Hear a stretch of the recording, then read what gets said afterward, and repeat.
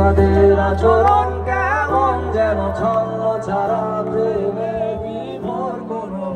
উপন্যাসের বিমূর্তদের ওরা স্বপ্ন দেখে যায় কোনো এক রূপাকে হারিয়ে আমি নান্দনি বোকা প্রেমিক হয়ে উপন্যাসের নায়ক বলে আজ রাতে খালি পায়ে আর গায়ে এটে পাঞ্জাবি তুই নেই তাই